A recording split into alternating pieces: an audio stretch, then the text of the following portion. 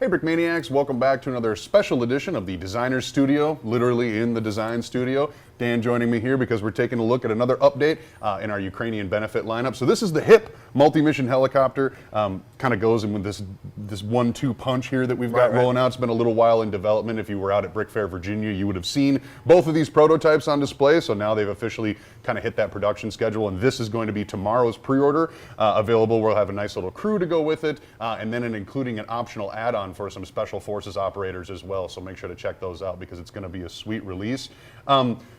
We got the Hind here as well. So the Hind was set at a batch of 50 and locked. That's done. So I think there's 7 left online right now. Once those 7 are gone, that one is done.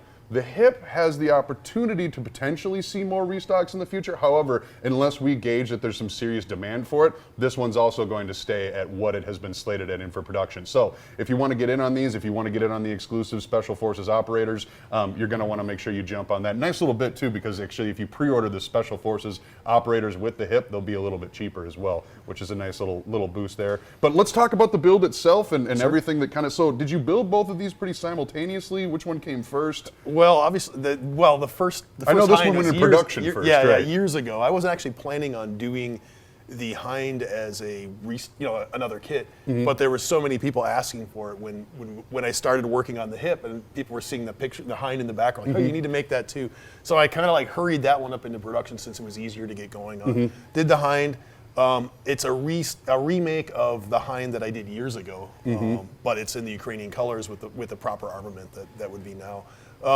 There's some rare pieces on it, so we're like, okay, we can't easily make more than 50 of this thing without like really jacking up the expense and up the price. So we did it. There's a new 50 caliber machine gun, the 4-barrel machine gun's on there. It's a unique item for this kit only. Oh, that's awesome. Yeah, that little mini gun that's on there. But that's it. When those are gone, they're gone for good. Yep. And this was all like worked on together. So the HIP was this is the main attraction. This is the star of the show. Took a little bit longer to work on. I actually had to set it aside for a while to catch up with others. Because this is ground up. I mean, you hadn't built really anything that mirrors this too terribly often. Well, the Hind it's the same like components, same motor, same configuration. Same company manufacturer. So interesting. That's why I brought the Hind out for some inspiration. But this is a more modern helicopter. The HIP being like their utility versions. It started out as the Mi-8, and then the Mi-17, Mi-171. They're all just different variations or modernizations of the same, core helicopter that was designed back in the 70s. Okay. So this would be like the Soviet equivalent of our Black Hawk. It's a bigger utility helicopter. In this case, the original ones, the Mi-8s had this sort of clamshell, double door clamshell thing in the back that opened up, but the new one has a ramp. Yeah, more like the Chinook back or whatever. Yeah. Right. Yep. So you can do quick unloading, offloading.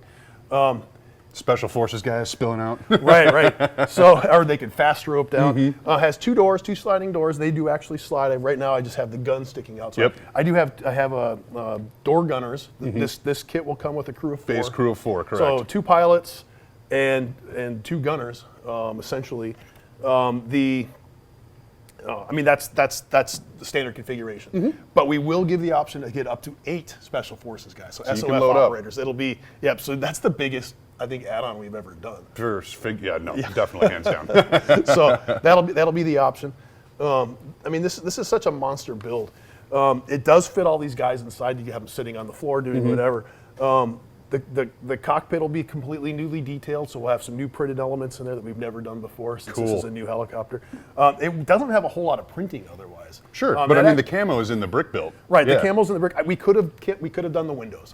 We could have put round windows on here. I decided against it because I would just add a whole bunch of extra printing to it. This one is relatively, as far as price goes, it's not as high as I was expecting it to cost. I was like, well, let's keep it low. Okay. Let's not overload it with too many more greebles and details. Let's just get the first one out, see how it does, and hopefully people respond to it. Maybe we can make a second batch if there's interest. It is a benefit, so there is a benefit component when you're buying this. You're buying the Hind, as with the entire lineup. Yep.